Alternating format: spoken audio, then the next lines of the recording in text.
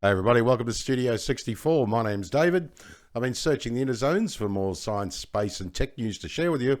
Came across this at ABC News in Australia about our little CrowdStrike piece of entertainment.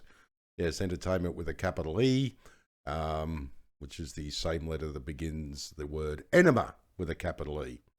Yes. Well, how a bug in a little known piece of software caused a global meltdown.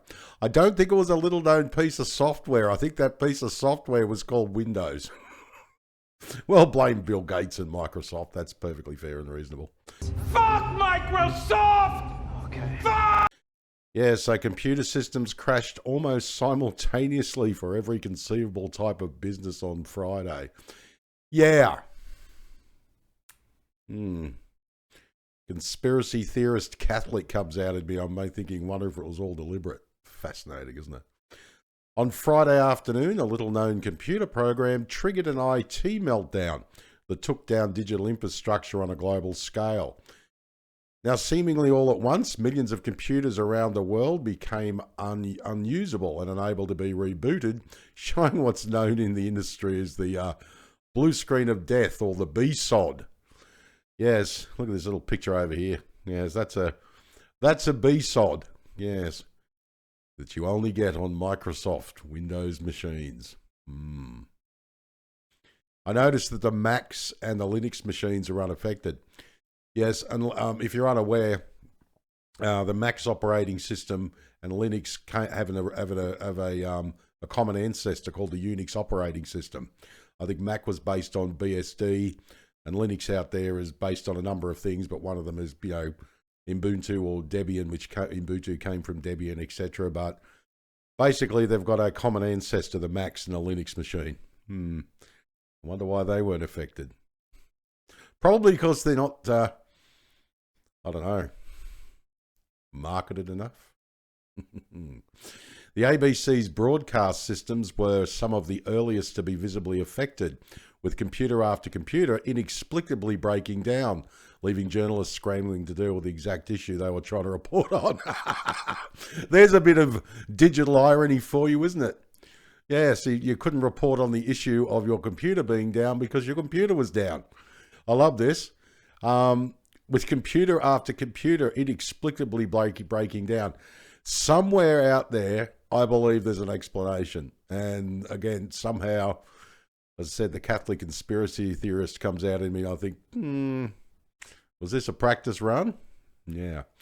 It's possible we'll have difficulties updating this story due to computer systems affecting us here at the ABC, wrote the ABC's Joseph Dunstan on the blog at 4 p.m. Australian Eastern Standard Time. Now, meanwhile, the ABC TV's presenters continue to broadcast without teleprompters or on-screen graphics. Without teleprompters? Oh, good God.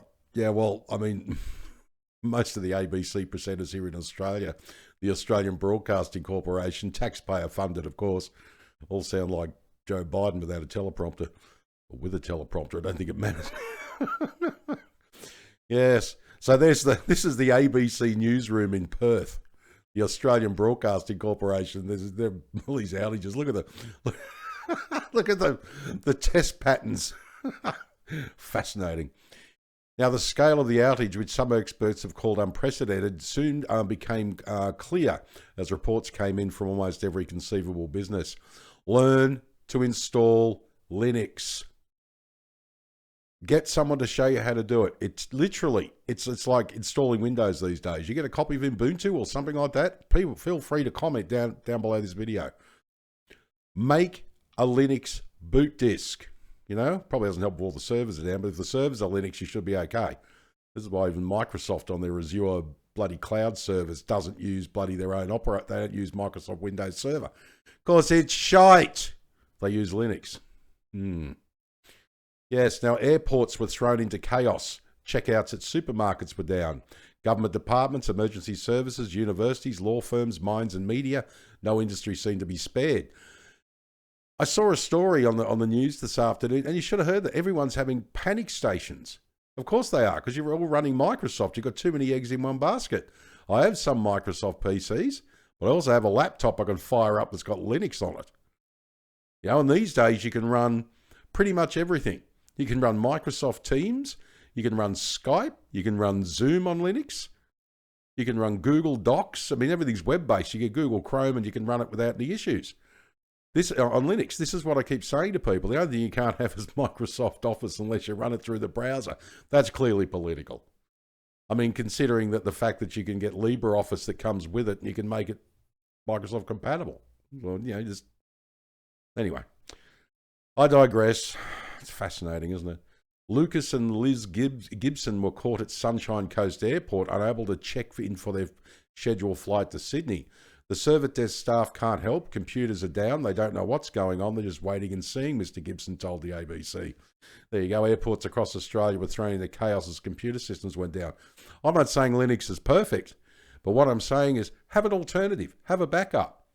It's like, you know, if you go into the outback in Australia, have an extra bloody container of fuel. Have an extra container of water. Have an extra spare tyre. You know? Dear, oh dear. It was mid-afternoon in Australia when it first hit, while other parts of the globe are still sleeping. Now, from Berlin to Dubai, the United States to India, the problem was the same. Across Europe, at airports in Spain, in Germany, there have been incidents that have been reported at almost all of the airports, to the ABC's Michelle Rimmer in London. Via carrier pigeon, I suspect. I've forgotten how to write by hand so I can send my report back to the ABC in Australia. Be free, little bird. Yes. Fascinating. As the massive scope of the outage was still revealing itself, its cause was already being dissected online. Yes. There was early speculation that Microsoft was responsible, largely because only computers running the US tech giant's operating system has been affected. Adding to the confusion was that Microsoft had reported a major technical outage with its cloud service earlier in the day. Ultimately, though, that was a red herring. Oh, crap. It was not a red herring. Microsoft's fault in there somewhere. Microsoft would later attribute the issue to an update from a third-party software platform. Then don't outsource.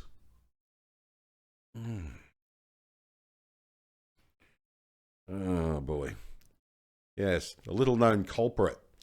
Less than an hour after computers had begun melting down, another US-based software company began to be linked to the outage.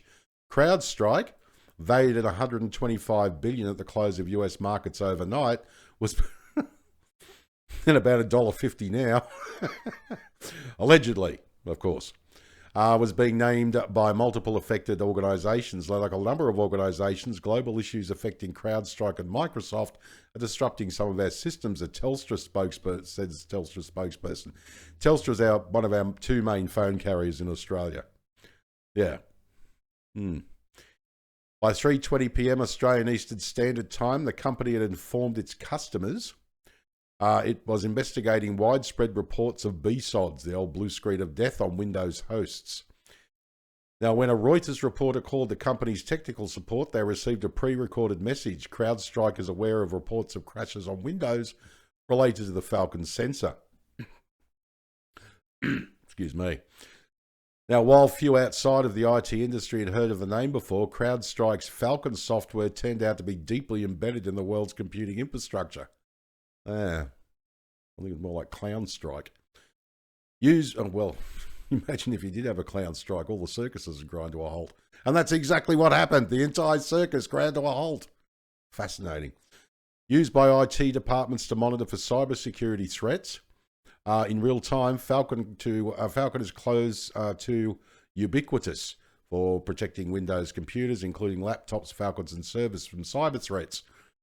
Yes, it's so good at protecting us from cyber threats, it just shuts all our computers off. Won't get a virus then, will you? No ransomware now. God, it's even deadlier than the threats it's supposed to be protecting us from, allegedly. Yes. To do this job, it needs to be deeply intertwined in the inner workings of the computers it's monitoring. Antivirus software is typically given access to a deep set of permissions, kernel-level access, on computers to protect against viruses and malware, said Professor Salil Khanir, an expert in cybersecurity at the University of New South Wales. The flip side, however, is that if this very software malfunctions, it can crash the computer. Now, Kernel level is the actual core of the operating system. If you're unaware, Windows is an operating system, Linux, Mac OS. Your computer can't work without one. It's the layer between your computer and your computer programs. So you're running Word or Chrome or whatever, Excel, they're computer programs. In order to operate, you need an operating system. That operating system, as I said, is either Windows, Linux, or Mac. That's how your hardware interacts with your software, with your programs. Yes. Yeah, another reason to go for Linux. You can get an antivirus for it, but it's pretty secure. I'm not saying you can never be 100% safe, but Linux, amazing.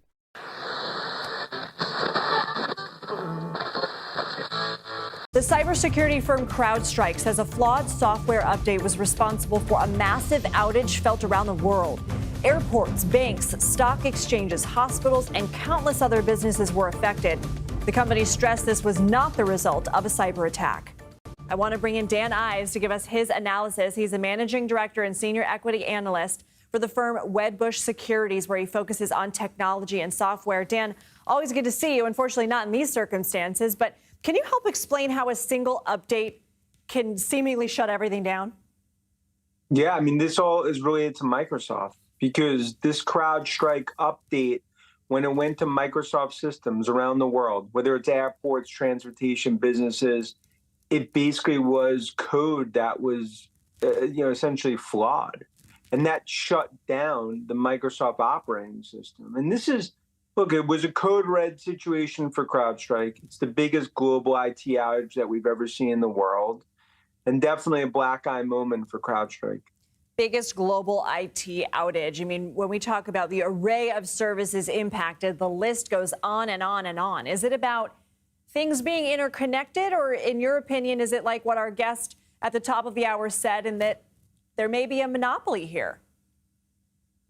Look, I think they've been a gold standard for cybersecurity when it comes to CrowdStrike. Unfortunately, they become a household name around the world, not in a good way like NVIDIA, but in a bad way. So from a brand perspective, that's something they're going to have to spend weeks and months ahead trying to contain that. But it does speak to just a broader, the strong get stronger. In tech, we're not talking about 30, 40 companies. There's really a core 10 to 20 that run the global IT infrastructure. So that said, what do we need to learn in terms of backup plans when something like this happens? Well, I think that's really in Redmond. I mean, from Microsoft. Microsoft's going to be looking at this closely to see how this never happens again. From an update perspective, to cause really a historical IT outage. That's something that we're going to see over the coming weeks, months. I'm sure lawmakers are going to be focused on this as well. But this, look, it is a black eye moment, not just for CrowdStrike, but for the cybersecurity industry. And I think this even comes in the heel last week, right? The AT&T cyber hack. So unfortunately, this is not the news you want to see. That said, are nefarious people watching? People who think, man, I could just, I could do one thing to this one company and have this devastating impact? The bad actors are always watching. So when something like this happens, it's no different than, a house with the door open and robbers, look by on the street. I mean, it's not a good situation because it shows the vulnerability. And the bad actors, like they always do around the world, will look at this, analyze it, and look at ways that they could ultimately benefit financially. It might be too dystopian to mention this, but my immediate thought was the Netflix movie Leave the World Behind with Ethan Hawke and Julia Roberts. And it's just like, you zap it and we literally can do nothing. But Dan, that said, people who had a surgery rescheduled, couldn't reach a 911 dispatcher, couldn't access money in their bank, couldn't get to wherever they needed to go to on their flight. Now, we haven't heard specific stories of this happening, but we know these services have been impacted. What recourse, if any, do they have? Well, if you're a lawyer for CrowdStrike right now, I don't think you're going to be seeing the beach too much this summer. I mean, there's going to be months, probably years of litigation, legal issues that they're going to have to deal with. This is not going to go smoothly in terms of, as this all plays out. It's the biggest global IT outage, and there's not 100 companies involved. It's one. It's CrowdStrike. But I think their CEO, George Kurtz, one of the best out there ahead of this damage control, and I don't think this negatively impacts the company for the long term.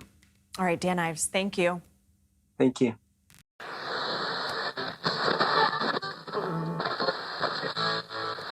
Not a cyber attack. Yeah, it was, in a way. I mean, if the entire infrastructure of the computer systems go down on the planet, it's definitely an attack of some description, whether it be an attack by deliberate design or an attack by incompetence. Now, while a cybersecurity program had been identified as the root cause of the global outage, officials in Australia were saying it did not appear to be a cyber attack. Yeah, Australia's National Cybersecurity Coordinator said there was no information to suggest it was a cybersecurity incident. And that's our official Australian government aware of a large-scale thing. I'm glad the Australian government's aware of something. If they're aware of a large-scale technical outage, they're not aware of what everyone else wants in the country. Our government, like all governments all over the world, have got no idea what their people want. An hour after it had notified customers of the issue, CrowdStrike pushed out a fix. Technology experts soon reported successfully applying it, but warned that manual intervention was required in some cases. The trouble is getting the fix onto computers means IT teams are going to have to touch every keyboard, said CyberCX executive Alastair McGibbon. And given the timing, it was bad news for IT administrators across the country. It's a Friday afternoon. People have gone home and gone away for the weekend, said CEO of Stickman Cyber, AJ Uni, whose team was working right into the night to help its clients recover from the outage. Now, Dr. Sulette Dreyfus, a computing and IT specialist from Melbourne University, warned that a resolution to the outage could be delayed due to heavy backlogging. Yeah, it's like when Optus had an outage back in, I think it was November last year, if I remember correctly. It took ages. Some people reported their phones and internet was back up, and everyone's going, mine isn't? Where's mine? Because it took a while for everything to cascade and come back up again. Because these servers run 24 hours a day, 7 days a week. Just because you shut your computer off at the end of the day doesn't mean the stuff in the background's still not working. Because you expect when you log onto your computer that whatever your internet banking or whatever you want to do is going to be there. You know, your shopping or whatever you're doing. CrowdStrike meets with Australian authorities. Or for a cup of tea? Dear Lord. By 6 p.m, multiple hours after the outage began, Australia's governmental response had clicked into gear as well. And that's quick for Australian government if it's multiple hours. Bloody hell. A national emergency meeting was called to discuss the outage with representatives from CrowdStrike. Train lines in the UK were temporarily unable to run during the outage. Now, following the meeting, the Home Affairs Minister, Claire O'Neill, confirmed there was no evidence of a cybersecurity incident. This is a technical issue caused by a CrowdStrike update to its customers, she said. They have issued a fix for this, allowing affected companies and organisations to reboot their systems without the problem. Now, given the size and nature of the incident, it may take some time to resolve. 4 hours after the incident began, CrowdStrike CEO George Kurtz made the company's first public statement. The issue has been identified, isolated, and the fix has been deployed. Our team is fully mobilised to ensure security and stability of CrowdStrike customers. I like this. Shop owners across the country were forced to close early on Friday. Yes, system is down, no further dispensing until further notice. Too much reliability on one system again. I keep saying this to people. I mean, I can grab a boot disk and use my computer. With using a Linux boot disk. Doesn't affect the computer, doesn't affect anything. You just boot off a drive. So in an emergency, you're covered. It's fascinating. It will take a gargantuan effort from IT teams around the world, not just CrowdStrikes, to reboot the millions of affected computers and restart the world's infrastructure. Yeah.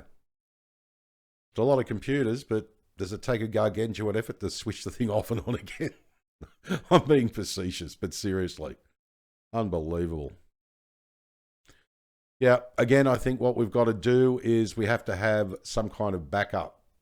As I said, if you've got an old laptop there, don't throw it out or sell it for $50 or something. You know, it's too slow. I got rid of it. I bought a new one. Get your old one, stick Linux on it. I think that's the way to go.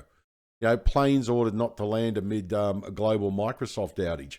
Now, for goodness sake, we've got issues with Boeing. We've got issues with our IT connections and everything else. I mean, my God. I mean, people's lives are at risk here. It's ridiculous. Yeah, look, planes operated by several US airlines have been ordered to stay in the air due to the IT outage. That was obviously yesterday. The American air regulator said American Airlines, Delta Airlines, and United Airlines requested a global ground stop in the early hours of Friday. This means pilots will be in the air until will be told not to land, while planes on the runways cannot take off. That concerns me. How long was this outage going to go for? How much fuel did these planes have? I don't know whether people have taken any of this into account. Yeah, well, it's very, very interesting. As far as I'm concerned, it's very dangerous. Again, you've got a combination of the planes falling out of the sky, and I'm guaranteed it's to do with it. I don't know whether it's DEI or whatever it is. As I've said in previous videos, I have no issues with, you know, diverse people as individuals, you know? And if you're what do you call it, if you're a quirky individual compared to what everybody else is, you know, are you a blue-haired non-binary wombat on Thursdays at 2 p.m? That's fine. I really don't give a crap. But can you do the job first? Hey, on Friday, if you want to go out and celebrate your latest bottom surgery or something, fine. We'll go and have a drink and celebrate it. That's great. But don't bring it to work with you. Okay? That's the only problem I have. Ah, David, you bigot, you fat son of a bitch. No, I don't care. I'm done. I mean, seriously. When you've got police, hospitals, you know, ambulance services, whatever else, and planes not being able to land, all because I guarantee it was probably DEI. No, I'm sorry. Call me the all names you like. I'm done. Right? I'll celebrate diversity with anybody, but not when it comes to when people's lives are at risk. All right? Absolutely incredible. All right, well, my name is David. Thanks for joining me for another Studio 64 Science, Space and Tech News update. I shall see you in the next one. If you enjoyed this video, please like, share, subscribe. I'd greatly appreciate it. If you're up for it, drop a comment down below the video because I'd love to hear what you think. All right, take care, and as I always say, if you can't be good at it. And as I also always say, a most fascinating thing happened.